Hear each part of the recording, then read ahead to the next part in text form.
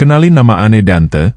Ane tinggal di sebuah kota di pinggir Jakarta Gan, kota yang termasuk di dalam jargon Jabodetabek, tepatnya di barat Jakarta, yang ada sungai Cisadanenya, pasti taulah.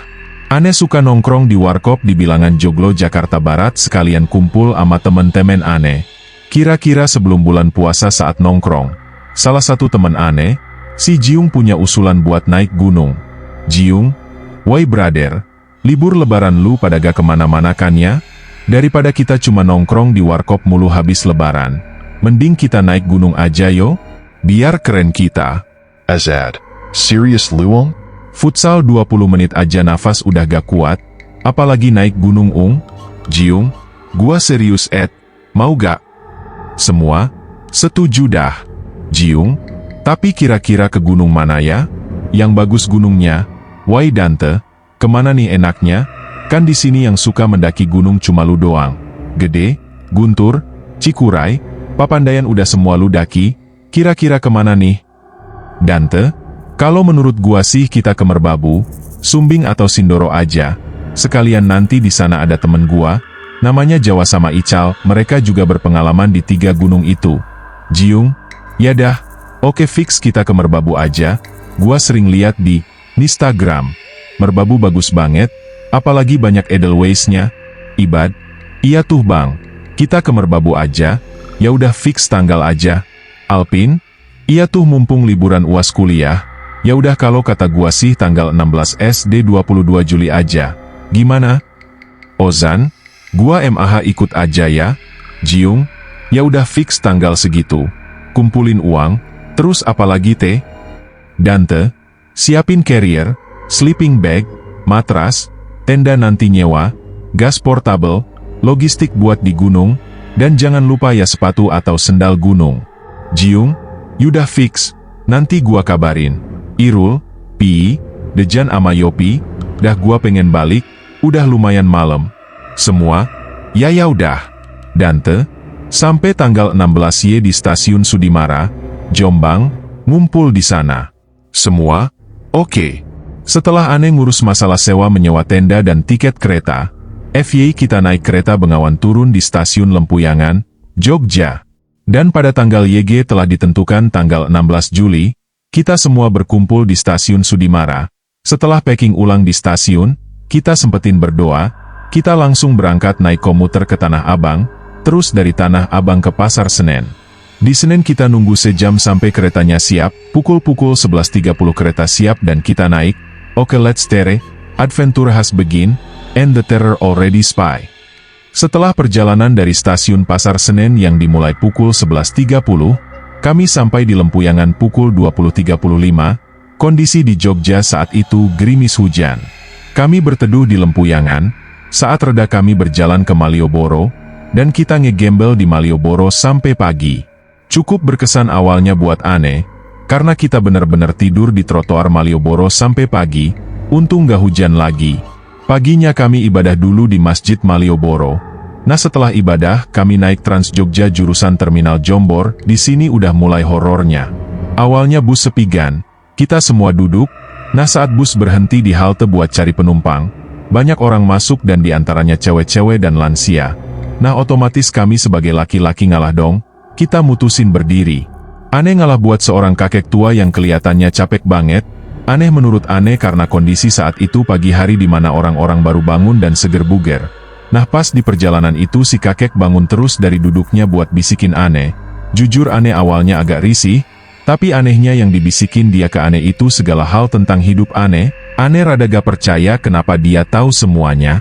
Lalu saat sampai halte Kiara Condong apa namanya gitu, tuh kakek turun dan hilang. Welah dalah, Aneh sama temen-temen Aneh rada tertegun. Semua temen Aneh juga ngeliat itu. Firasat Aneh udah buruk. Temen juga nanya Aneh, apa yang udah dia bisikin ke Aneh. Tapi Aneh cuma diam dan jawab, kalau ada sesuatu yang ganjil di dalam perjalanan itu lebih baik diceritakan saat kita sudah kembali ke rumah. Temen Aneh pada paham apa maksudnya jadi gak bertanya lagi. Kita sampai ke Terminal Jombor jam 8. Dari Jombor kita naik bis Ramyana jurusan Tidar Magelang. Nah di Tidar ini tempat Aneh janjian buat ketemuan sama Mas Ical dan Bang Jawa, dan dari Tidar kita naik bus Engkel jurusan Kopeng Salatiga. kita turun di pintu pendakian Wekas sekitar jam 11. Pas turun, udara sejuk pegunungan menyapa kami, di belakang kami terlihat angkuhnya Gunung Andong, dan Bukit Telomoyo di kejauhan terlihat Sumbing Sindoro menyembul di antara awan, dan di depan kami terlihat perkasanya merbabu. Melihat merbabu, kawan-kawan Ane langsung ngeluh. Jiung, wah gila, tinggi bener. Mana pendakian pertama lagi serius? As'ad, lu sih milih merbabu, kenapa gak Sumbing atau Sindoro aja coba lu milihnya? Ane, udah jangan ngeluh, kalau naik gunung ngeluh itu nanti pas di pendakian malah dibuat susah sesuai apa yang kita keluhkan. Lagian merbabu ama Sindoro tingginya di kisaran 3100-an, merbabu 3142 mdpl, Sindoro cuma beda dikit. Apalagi Sumbing yang 3400-an. Mas Ical, betul iku, alam iki urip, apa yang kita sugestikan itu akan diwujudkan alam, FYI, Mas Ical ini punya kelebihan yang diberkahi oleh Allah Gan. Jawa, ya udah ayo, basecamp masih jauh ini, mungkin sekitar 3 atau 4 km. Kita akhirnya jalan menuju basecamp. Nah saat di perjalanan kita melewati hutan pinus, di hutan pinus ini Yopi, Irul ama Alpin dengar suara nangis dari sebelah kanan, posisi jalan mereka di belakang. FYI, kanan jalan itu jurang low, yang ditulisan pendakian jalur Wekas kedua, pasti pada tahu kalau YG pernah lewat Wekas. Mereka tiba-tiba lari dan bilang, Yopi, Dante, ini gunung angker ya? Aneh, walah, angker apanya Yop, wong indah kayak gini kok, lihat tuh pemandangannya. Yopi, serius teh, tanya Irul ama Alpindah. Irul, iya teh, gua denger suara-suara gitu seremen.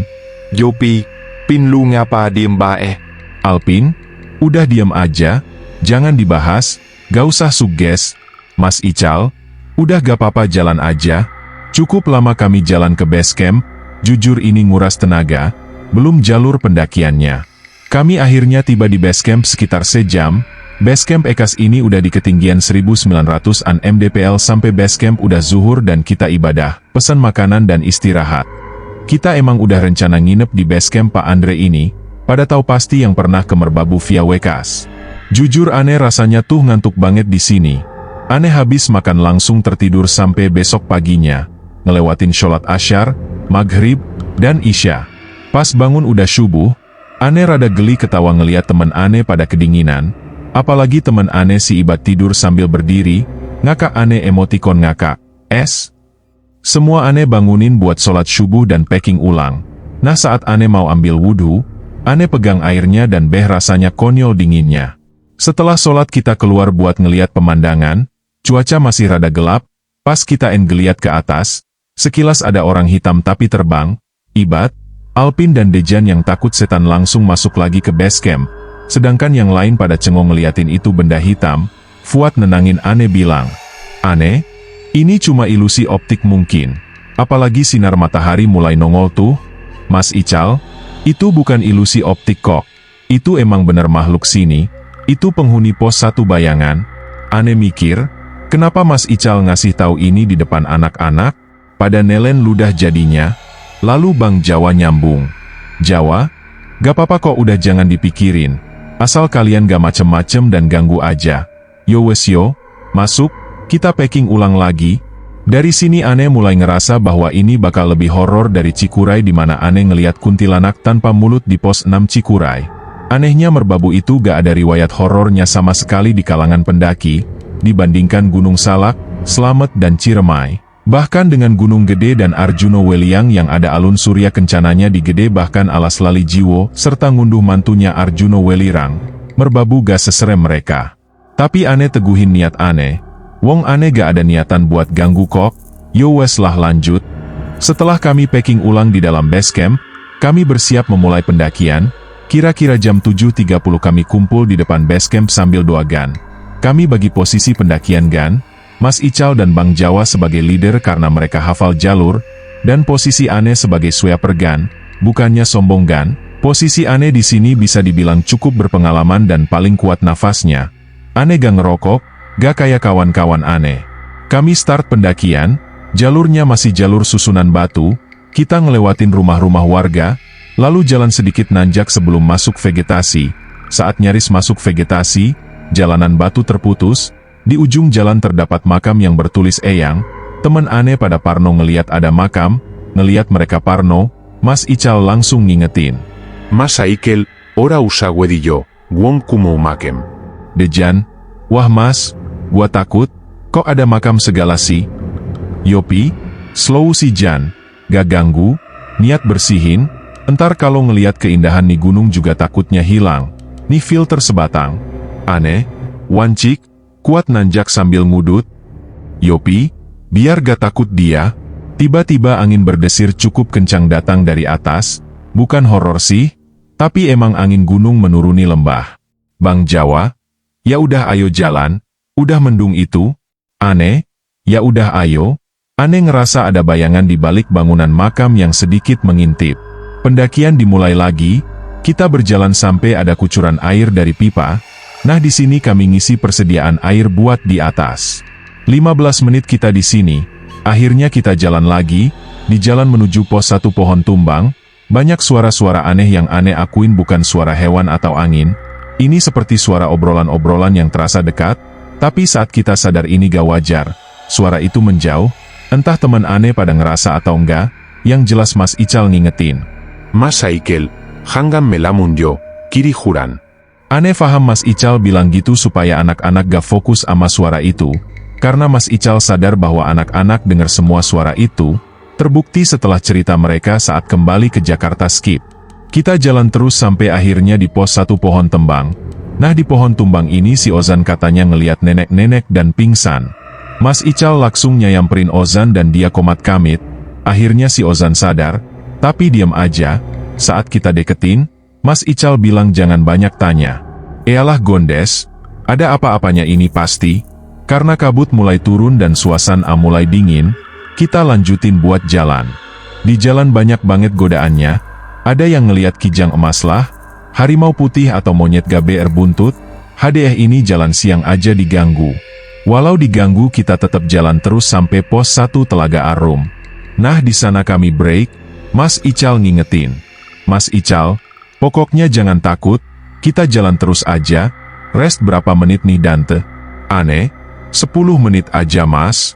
Mas Ical, yo wes, break 10 menit.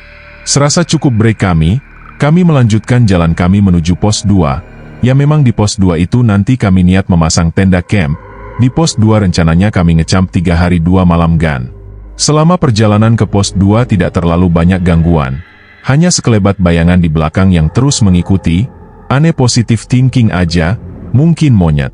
FY jalur Wekas banyak monyetnya gan, dan juga lebah, karena di jalur menuju pos 2 itu ibarat lautan bunga dandelion, jadi saran kalau YG mau lewat Wekas, hati-hati lebah ama monyet.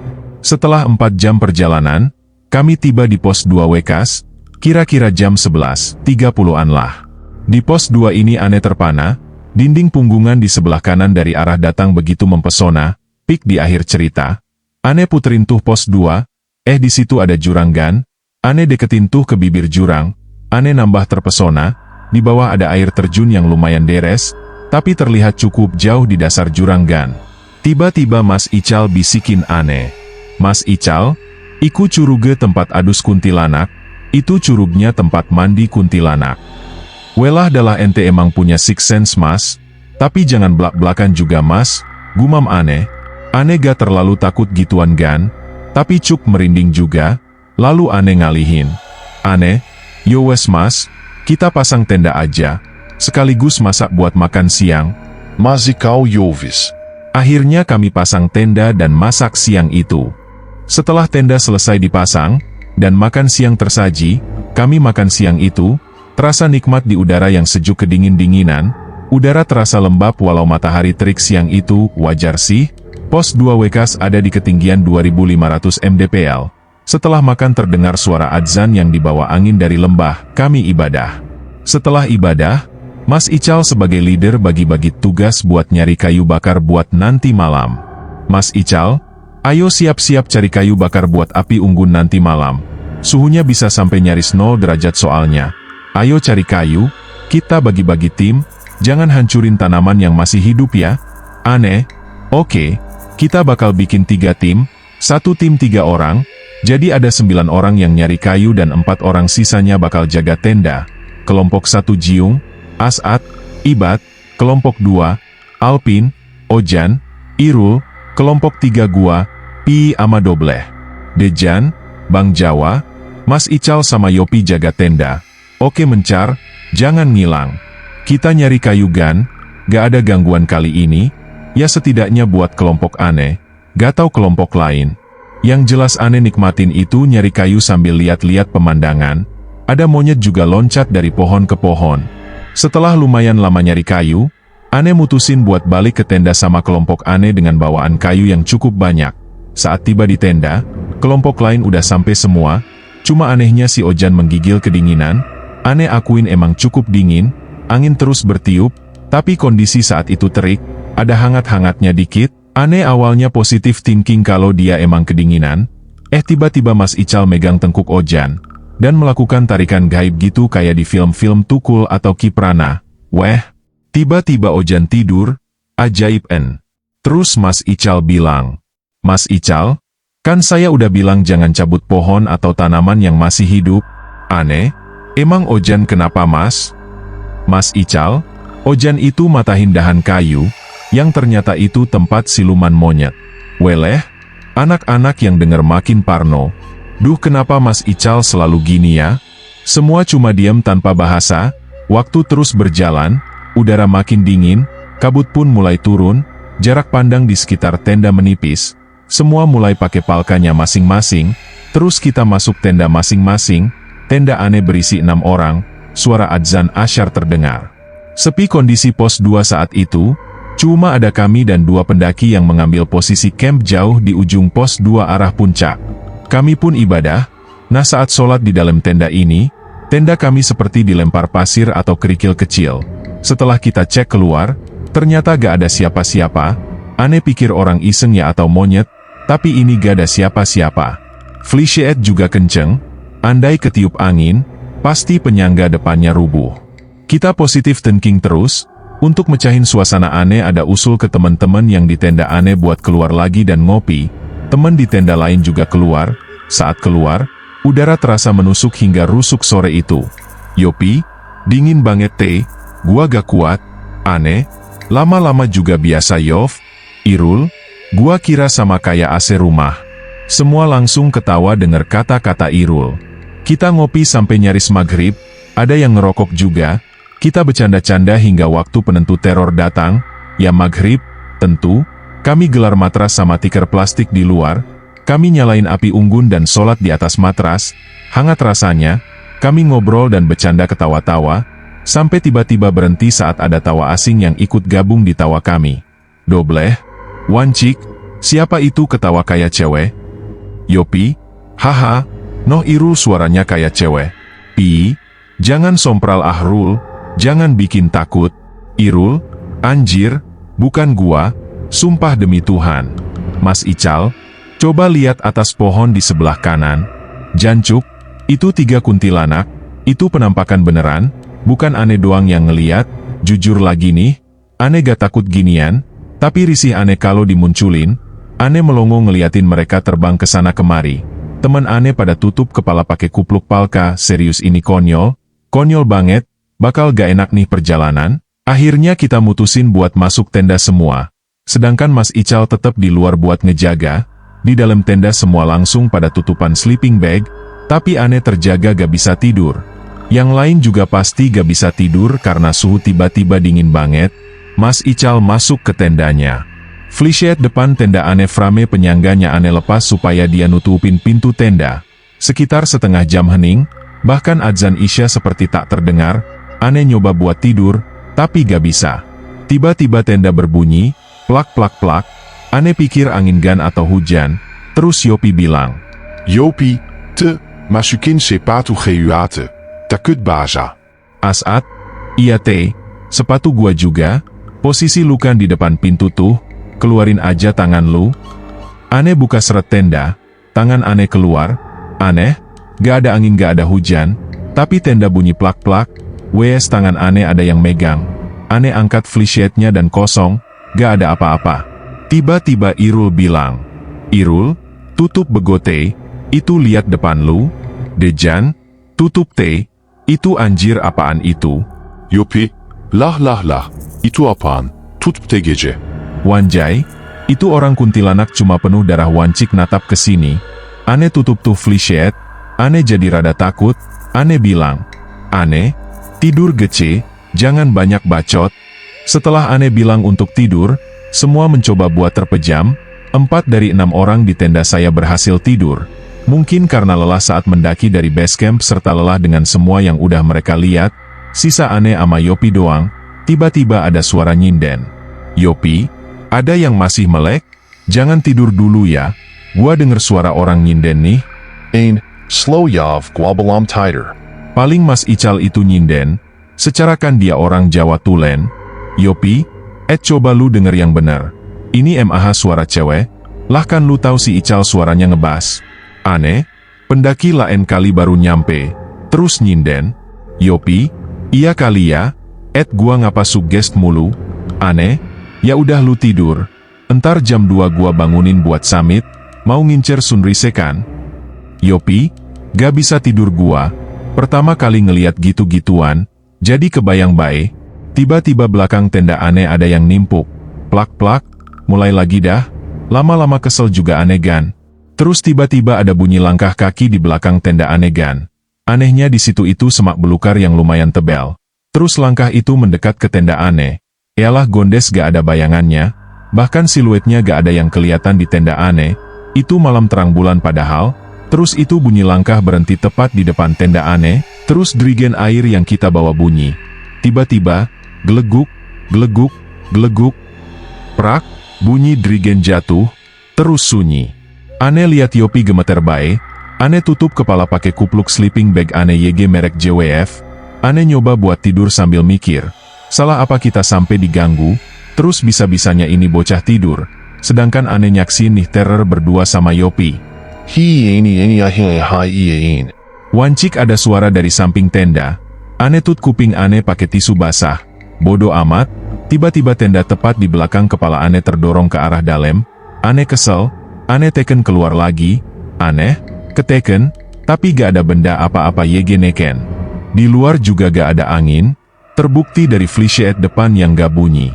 FYI posisi tidur kami kepala di bagian samping tenda gan.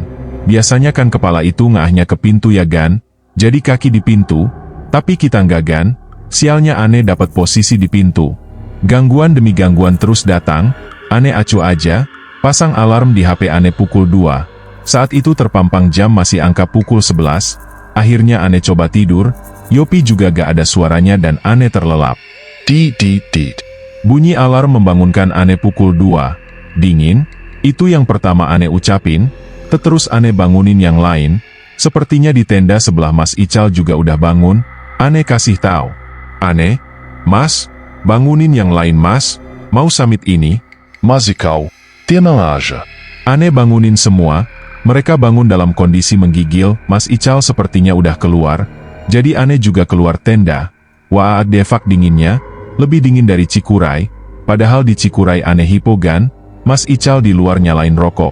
Pagi itu, langit cerah, terang bulan juga, bintang terlihat begitu banyak, Aneh terkagum, satu persatu anak-anak keluar, mereka kedinginan, tapi Aneh suruh gerak terus, minimal mondar-mandir. Supaya tercipta suhu hangat di tubuh mereka dan hangatnya terperangkat palka dan jaket yang mereka pakai. Terus Aneh suruh siapin alat-alat dan perlengkapan buat summit ke puncak. Setelah selesai, Aneh ngerasa ada orang yang kurang. Bang Jawa. Aneh, Bang Jawa mana? Mas Ical, tepar iku wong, sakit dia. Alpin, gak bisa ikut summit dong. Mas Ical, enggak bisa, jadi kalian summit aja. Saya gak bisa ikut juga. Saya jagain Jawa sekalian jagain tenda. Aneh deketin Mas Ical dan bisikin. Aneh, terus gimana nanti kalau ada gangguan Mas? Mas Ical, yakin sama Tuhan teh. Waladala. Masalah ini, gimana kalau ada apa-apa? Ya udah gak apa-apa. Fix ayo tetep muncak. Kita berdoa, dengan segala peralatan yang kita bawa semoga bisa sampai puncak. Ya tujuan kita puncak Kenteng Songo, puncak utama, 3142 mdpl. Ada puncak lainnya, Syarif dan triangulasi, Genteng Songo dan triangulasi berdekatan. Kami mulai jalan muncak, karena gak ada Mas Ical sama Bang Jawa, ane mimpin jadi leader, sweeper ane percayain sama Jiung, masuk kembali ke vegetasi yang cukup lebat dengan jalan tanah gembur, tiba-tiba Dobleh ama Yopi teriak. Dobleh, astagfirullah, mata apaan itu warna merah? Yopi, jangan ditunjuk Bleh. Ane, fokus jalan, lihat ke bawah aja. Kondisi cukup gelap meski terang bulan. Karena kita udah masuk vegetasi, kita jalan terus, jalanan mulai berbatu, sampai deh kita di pos 3, jalanan ke arah puncak itu lurus aja dari pos 3 seharusnya. Di pelang juga terakaya gitu, tapi gak ada jalur ane lihat, jadi ane mutusin buat ambil ke arah kanan, ada sedikit jalur bekas terabasan kayaknya, ane jalan terus tuh, masuk semak, sedikit belok kiri dan, SRRRT, jurang gan, jurang, kelihatannya dalam banget, kampret, ane suruh putar balik. Ane deketin pelang lagi, dan apa yang terjadi, jelas di depan pelang itu ada jalur berbatu, tapi tadi gak ada, jujur en ngetik ini masih merinding gan, Masya Allah, untung ane masih selamat sampai sekarang skip. Kami jalan terus sampai akhirnya tiba di pos batas kabupaten. Di sini kami break bentar, wancik, indahnya kelap-kelip kota Magelang, di tengah kegelapan, jauh kami memandang, Sumbing, Sindoro dan bahkan perahu kelihatan, sepertinya di perahu lagi badai. Ini indah banget, sampai rasa takut kami hilang. Belum sempet ane berpikir bakal lupa sama tuh terror. Si Ibad yang duduk di batu, terseret kira-kira 7 meter ke arah jurang, ane ahan Ibad. Aneh, gak terlihat apa-apa, tapi Ibad kayak diseret, anak-anak pada histeris, ane pun teriak. Bang Saat, gua gak ganggu lu ya, lu ngapa ganggu? Ane kalap gan, terus ane ditenangin Dobleh. Dobleh, jangan teh, lu malah mancing mereka kalau gitu, sabar aja tete. Ane sedih gan, pertama kali ane pas daki diganggu terus, kok gini amat ya? Anak-anak ped keluar air mata gan. Tapi ane terus semangatin.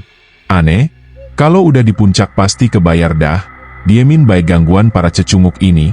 Kita mulai jalan, sepertinya gangguan fisik beralih ke gangguan suara-suara, di perjalanan banyak suara-suara orang jerit atau nangis gan, yang samit cuma kita saat itu.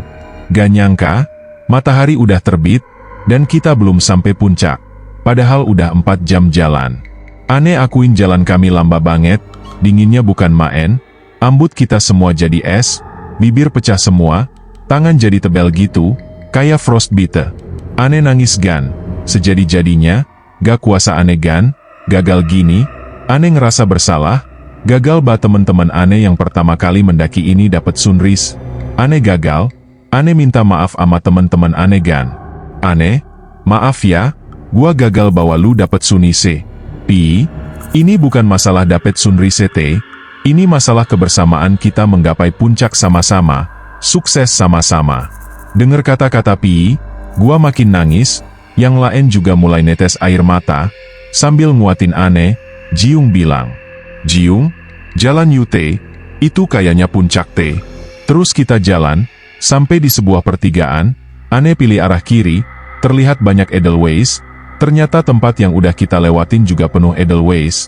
Kita akhirnya sampai di puncak yang ternyata itu puncak Syarif gan. Ane nangis lagi, nagis ngeliat keindahan ini sampai akhirnya Sampai akhirnya semua nangis dan saling pelukan gan. Bukan karena lebay atau apapun itu yang alay-alay, tapi karena rasa persahabatan di antara kita semua. Jujur ini momen terbaik saat kita mendaki di Merbabu. Meski pagi itu kita cuma sampai Syarif, kita foto-foto gan, ngabadiin momen ini. Ya, Merbabu begitu indah, Merapi terlihat gagah di selatan, di barat terlihat Sumbing dan Sindoro serta perahu menjulang, bahkan Gunung Slamet mengintip di balik Sindoro. Air mata ane netes terus sampai anega. Sadar kalau persediaan air kita pas summit gak cukup, kampret banget emang, gangguan astral hilang, gangguan logistik melanda, teman-teman ene terlihat pada kehausan dan kelapaan, ane akhirnya nyari-nyari pendaki lain dan akhirnya ane ketemu, mereka pendaki dari Trenggalek. Ada 5 orang dari mereka, ane lupa nama-nama mereka, yang jelas ane dapat bantuan berupa 3 botol air minum dan 7 bungkus mie instan. Ane berterima kasih banget sama mereka, pokoknya kita fotot sama mereka. Kami di puncak ngabisin waktu 3 jam. Lalu kami mutusin buat turun. Di perjalanan turun, keindahan merbabu terlihat semua. Ternyata di sisi kanan kiri ada kawah. Pantes bau telur busuk pas kita summit tadi pagi. Bau belerang ternyata. Aneh engok kawah sebelah kiri dari arah puncak. Seperti ada penampungan air di sana. Kami lanjutin perjalanan menuju tenda kami Gan. Kami sampai di pos 3. Pos di mana kami nyaris nyebur jurang gara-gara salah jalur. What the fuck, ini kondisi udah terang. Di tempat aneh. Salah jalur tadi pas summit ada manusia berbulu hitam. Yopi, astagfirullah, siang-siang masih ada aja. Aneh, sial, jangan dilihat, ayo jalan. Alpin, gua gak mau jalan paling belakang.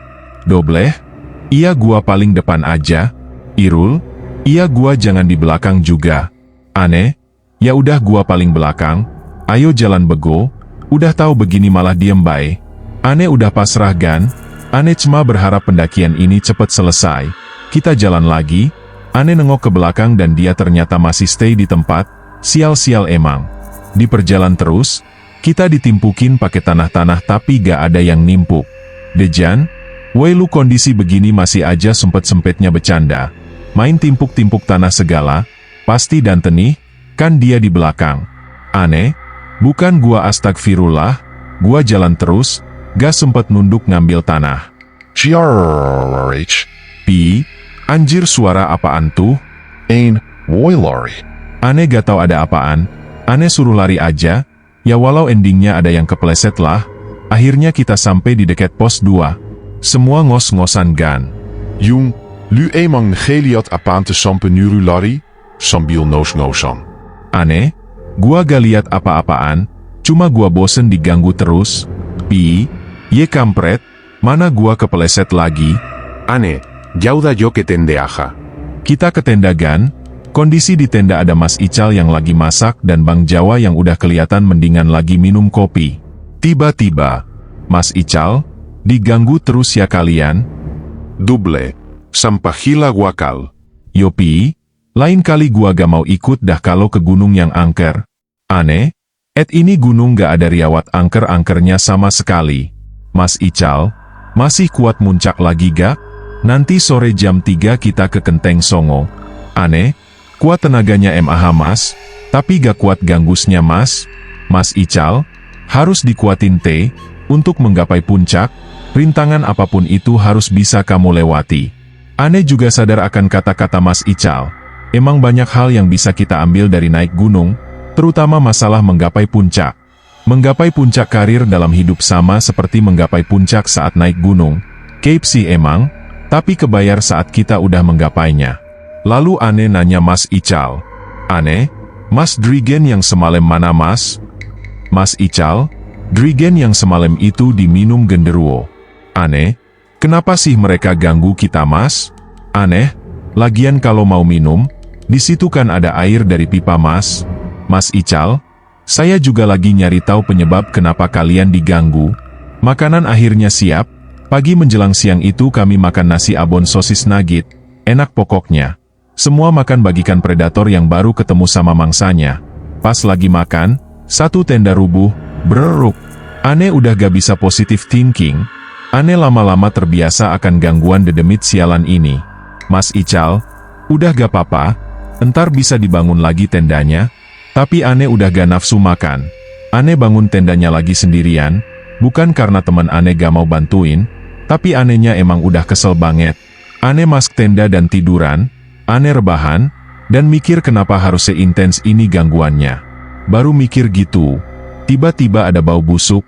Mas Ical, Dante keluar dari tenda T. Azad, di samping lu ada cumukannya ini. Pi, anjir itu apaan lagi ya Allah? Aneh bingung terus nengok dan.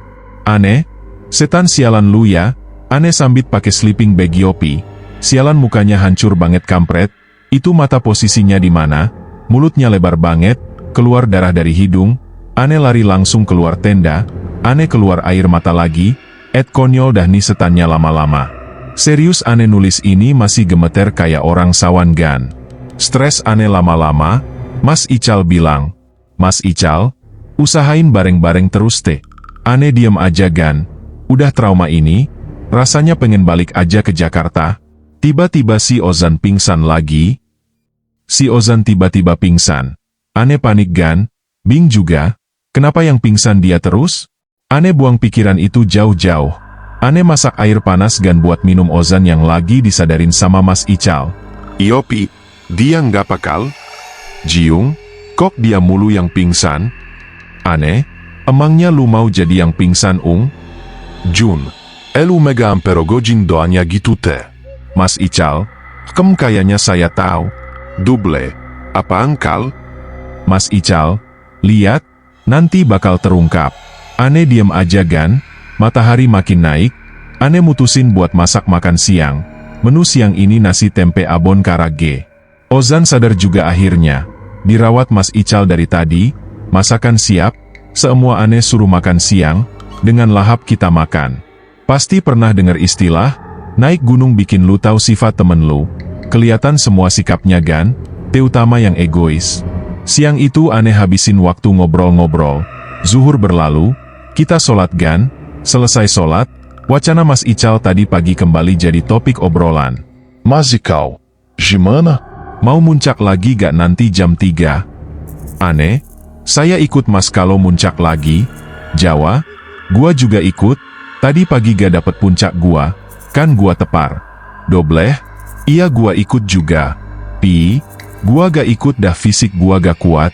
Yopi, gak ikut juga gua. Lu kan tahu gua gak kuat dingin. Entung aja tadi pagi pas summit gua double 3 semua. Semua mutusin buat ikut kecuali mereka berdua. Ane sih ketawa dalam hati, mereka berani gak ikut, udah tahu serem. Mas Ical sih tadi pagi berani berdua sama Bang Jawa. Lah mereka gak sadar kali tuh hahaha biarin bayentar digangguin kicep. Mas Ical, ya udah siapin peralatan summit, teh bawa kompornya ya. Ani, oke mas. Ane bawa carrier ke puncak buat kompor sama logistik, takut kekurangan air kayak tadi pagi. Waktu terus berjalan dan udah jam 2:30, Mas Ical mutusin buat berangkat sekarang. Mas Ical, yo wes kita mangkat. Ane, oke doa dulu ya. Kita doa semua, ya Mas Ical ikut perjalanan ini, mungkin gangguannya udah gak akan ada. Kita nanjak 11 orang lagi. Oke seusai doa, kita lanjut muncak, oke let's go. Mas Ical leader, dan Ane sweeper lagi. Perjalanan naik di siang hari terasa sangat cepat. Wow, di perjalanan cuma sedikit gangguan. Seperti timpukan tanah, dan tiupan-tiupan di kuping. Kuping Ane ditiupin dari samping. Ane cuek. Tiba-tiba tas carrier yang Ane bawa jadi berat. Wih mungkin Ane cape kali bawa carrier. Ani, reste mas bentar, cape razania mas. Mas Ical, wah di atas carrier kamu ditumpangi teh. Ajaib banget sialan, Ane lagi yang ditempelin, sial tiba-tiba enteng pas Mas Ical komat kamit gitu. Bang Jawa, bawa kiri bang. Ya gan Ane takut ditempelin jin kagak punya kaki YG bisanya cuma numpang.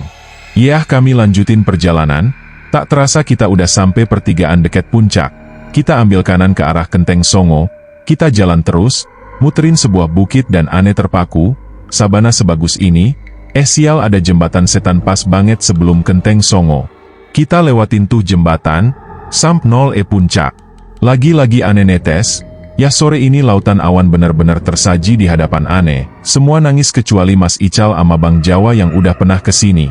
Kita foto-foto, lautan awan benar-benar dah kita habisin waktu sejam di atas, ngopi gan, pendaki ada kelompok lain yang siap-siap turun lewat slow. Setelah puas, kita putusin buat turun jam 6, udah berkabut semua, enjrot udah rada gelap juga. Ane tenang karena ada Mas Ical. Tapi ketenangan Ane hilang, ada yang lewat di tengah-tengah kabut itu, larinya kenceng, sial apa-apaan ini, Ane posisi di belakang, lanjut aja dah bodoh. Hari udah gelap, gangguan terus datang, palka Ane ditarik-tarik ke belakang. Ane bingung, posisi Ane soalnya paling belakang. Ani, mazikau, beritung. 1, 10, 11, 12. Suara lirih itu, kampret Ane cuma 11 orang yang nanjak. Ein, sit na last sayal. Mazikau, oju lankanti. Ane, iya mas maaf, kita jalan lagi, sampai pos batas kabupaten juga akhirnya tapi. Ane, mas itu ada api? Mazikau, iya kayanya. Dejan, apinya jalan? Orang nanjak bawa obor. Alpin, lah apinya makin dekat gitu. Mas ikaw, vui banas pachi. Nundak. Itu api lewat dengan cara terbang, tepat di atas kepala kita. Sialan, itu ada apa lagi? Itu setan mukanya kayak barong. Kampret apa-apaan lagi? Aneh, lama-lama gua lawan nih setan. Mas ikaw, Dante, sabar. Aneh bener-bener kesel. Udah gak ada takut-takutnya. Tapi Mas Ical nyuruh sabar. Kita lewatin tuh barongsai geblek. Kita jalan terus. Jalan terasa lambat banget. Gubrak. Dejan kepeleset dan kena Ibad. Aneh ngakak. Ibad kayak ditakle Dejan. Aneh. Takle terus Jan hahaha. Doble, hahaha peata. Ternyata Ibad cedera serius. Keseleo dia. Jadi gak bias jalan. Brak. Si Ozan pingsan lagi. Gak bosen apa lu Zan? Si Alvin menunjukkan gejala-gejala hipo. Aduh makin-makin. Dabla as ad peluk esai Alvin. Masaikel nurusin si Ozan. Bang Jawa mijitin si Ibad. Lagi kondisi gitu, dengan santainya dua pasang wanita terbang di hadapan kami. Aneh, bisa bilang misi mbak? Saking stresnya Aneh saat itu. Hihihi, melengking malah, kaget Aneh. Aneh, malah ketawa lu bego, bukannya mikir. Demi Allah itu Aneh udah stres banget gara-gara setan kampret. Aneh sempet mikir gak bakal hiking lagi gara-gara pendakian ini. Lagi-lagi Aneh netes. Sialan. Azad, TJGN dilawan, biarin aja. Mas Ical, wah ini penyebabnya. Mas Ical, wah ini penyebabnya. Sambil nunjukin sebuah keris kecil dari tas selempang yang Fauzan bawa. Mas Ical, saya ngerasain energinya tadi sebelum kita naik. Dan akhirnya terungkap apa penyebab kita diganggu dan kenapa selalu Ozan yang pingsan. Aneh, ini keris apa mas? Mas Ical, saya gak tahu ini keris apa, yang jelas ini keris pelindung tapi keris ini aneh. Energinya seperti pudar atau entah gimana, makanya saya gak bias ngerasain energinya. Tadi sebelum naik baru keluar aktivitas energi. Dobleh? Sial lain kali gak gua ajak tuh anak. Aneh, jangan gitu bleh. Dobleh? Lu mikirlah dia dari awal paling egois, ini bener gan, sifatnya ketahuan.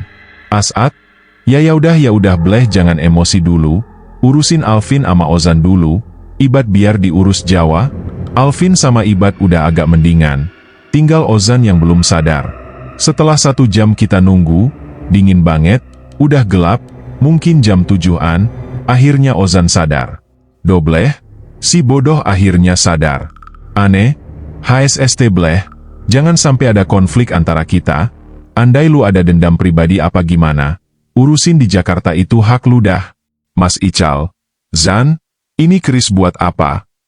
Ozan cuma diem gak jawab. Dobleh, ditanya jawab tolol. Azad, kalamaya bleh. Jiung, slow lah bleh, jangan gitu, kita di sini bertahan hidup sama-sama. Mas Ical, jujur Zan, ini buat apa? Saya gak akan marah, terlihat naluri kebapakan yang ditunjukkan Mas Ical. Ozan, itu cuma buat pegangan mas, kata bapak suruh dibawa buat jaga-jaga. Ozan ini pengikut salah satu aliran bela diri asli Indonesia Gan. Pasti tahu, dan pasti ada teknik buat kanuragan dengan cara rasulan mungkin. Mas Ical, justru kesannya itu kamu nantang Zan, ibarat di pasar ada preman penguasa, nah kamu bawa preman lain, pasti jadi konflik. Ozan, iya mas maaf. Dobleh, maaf gak cukup bego, lu gak tahu jadi gimana ini pendakian, yang seharusnya biasa aja malah jadi penuh teror. Ozan, lu bias santai gak sialan?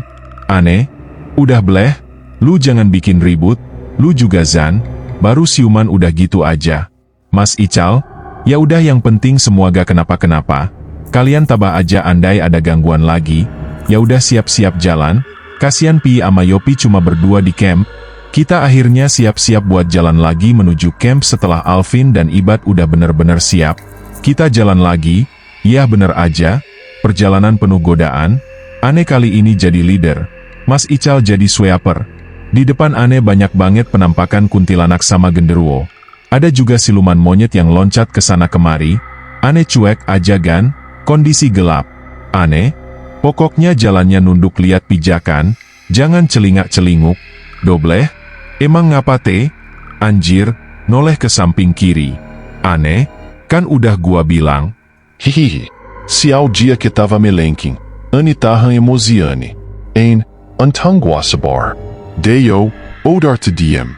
Jalan terus, banyak banget, bener-bener banyak, gak nyangka dah segila ini. Dan akhirnya sampai di pos 2, yah rame banyak tenda. Kita jalan deketin tenda kita. Sepi, Yopi ama Pi kemana? Aneh buka tenda dan... Ein, yop, lu napain? Yopi, tidur gua, kampret digangguin mulu, tenda digeplak, ada ketawa kuntilanak juga, mana si Pi kebo banget lagi. Ein, bukannya tenda rem? Banyak tenda gitu. Yopi, mata lu buta ya? Liat no. Aneh, lah tadi perasaan kok banyak tenda. Dejan, astagfirullah yang tadi kita lihat pada kemana?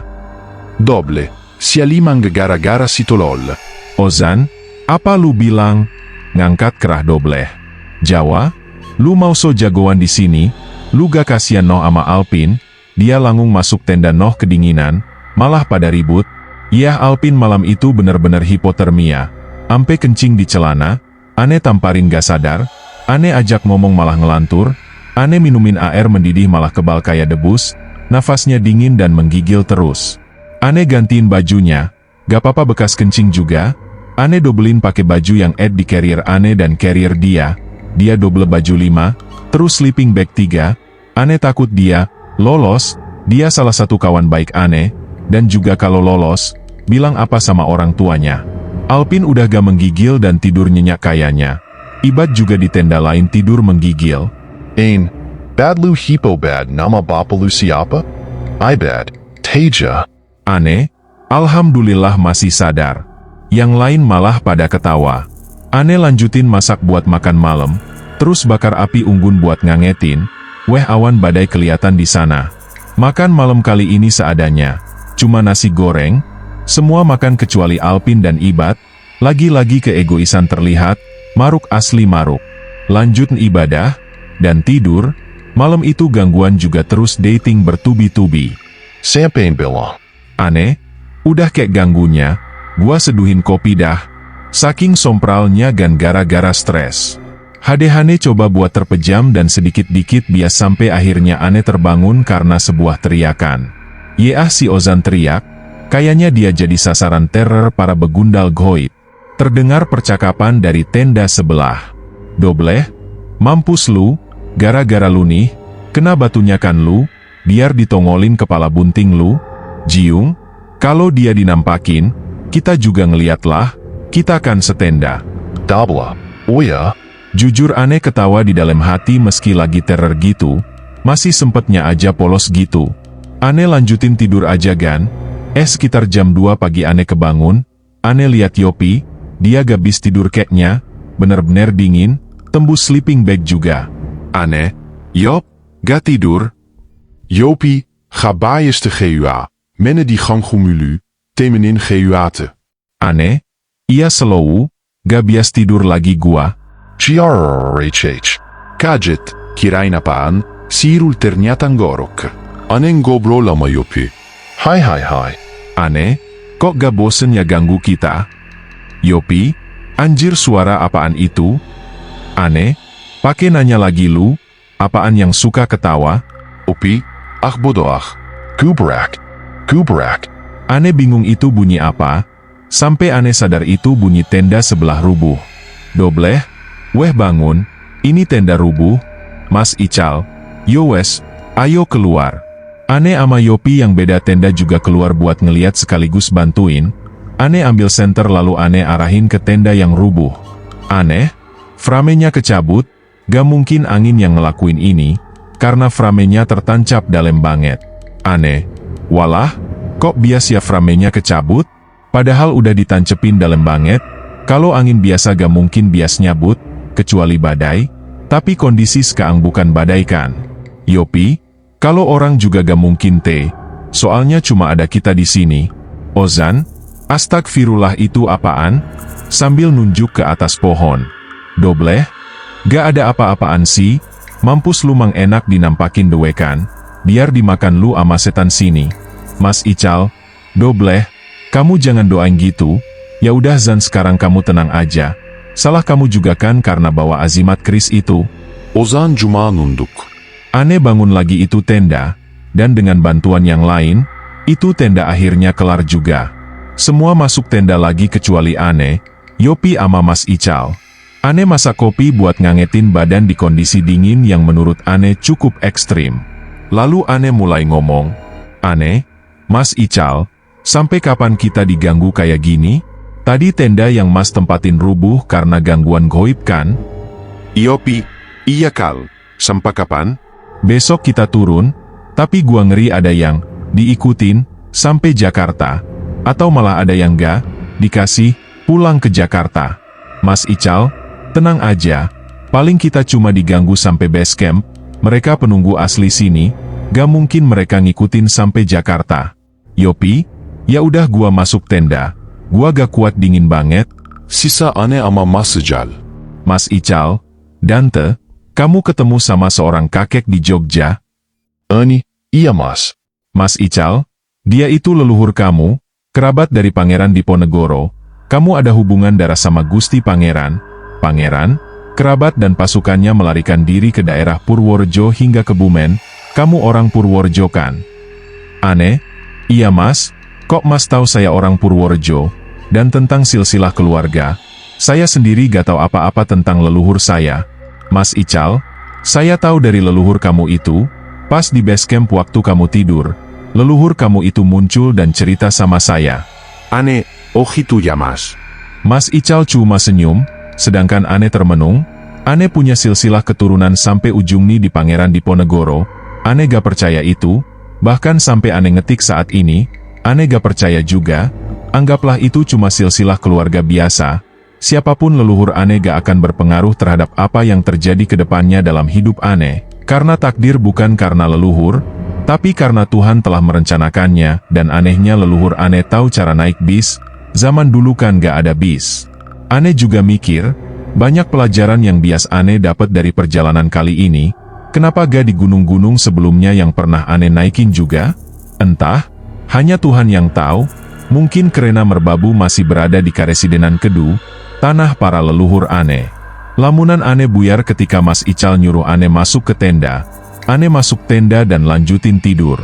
Sinar matahari terasa silau di mata Ane yang masih terpejam. Ane buka mata, udah terang, tenda udah kosong dan pintu tenda udah kebuka. Di luar terlihat lagi pada masak. Alvin juga udah kelihatan seger. Ane keluar, terlihat muka-muka ceria.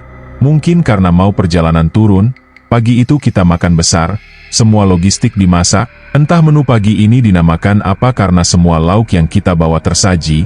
Kita makan pagi itu, insting keganasan predator saat makan pun muncul. Selesai makan, Ane suruh packing dan copot tenda. Packing selesai dan kita siap-siap turun. Sekilas Ane tengok ke atas, Merbabu, diri MU begitu indah, sangat-sangatlah indah, hingga misteri dalam diri MU tak terlihat karena pancaran keindahanmu. Entah kapan lagi kita bertemu, yang pasti kini aku rindu pada diri MU, karena diri MU bagiku bagaikan sebuah candu. Ane pimpin doa dan kita turun.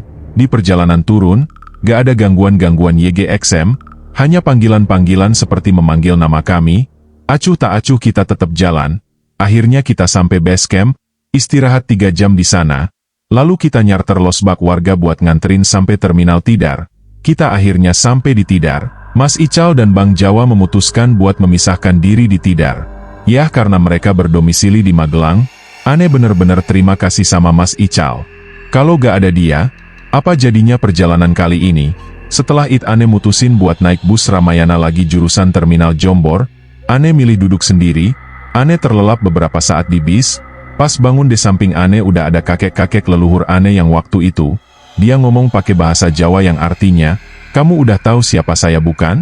Saya leluhur MU, tapi itu gak penting. Yang terpenting adalah kamu dapat banyak wejangan dari perjalanan kamu.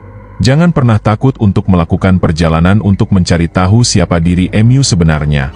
Aku akan terus bersama kamu, karena darah Kanjeng Pangeran ada di dalam diri MU." Ane cengogan, Ane masih gak percaya, sampai sekarang bahkan gak percaya. Bodoh amat, Yang bias aneh simpulin adalah sebuah perjalanan dilakukan adalah bertujuan untuk mencari tahu hal yang seharusnya diketahui oleh tiap manusia. Bahwa kita itu kecil, Tuhan menciptakan kita agar kita terus bersyukur atas karunia-Nya. Contohnya gunung, indah, itu mahakarya Tuhan, kita menikmati keindahannya, kita sadar bahwa kita itu sangat kecil, tak pantas untuk sombong. Apa yang bias kita sombongkan? Lalu kakek itu hilang entah kemana, kita sampai Jombor, dan dari Jombor kita naik Trans Jogja tujuan Malioboro, kita nginep lagi di trotoar Malioboro, aneh sempetin buat belanja di Malioboro, pagi tiba kita ke Lempuyangan dan naik ke Bengawan jurusan stasiun Pasar Senen jam 12 malam, di Senen kita nginep lagi di stasiun sampai pagi jam 5 kita naik komuter menuju stasiun Sudimara dan kita berpisah di sini.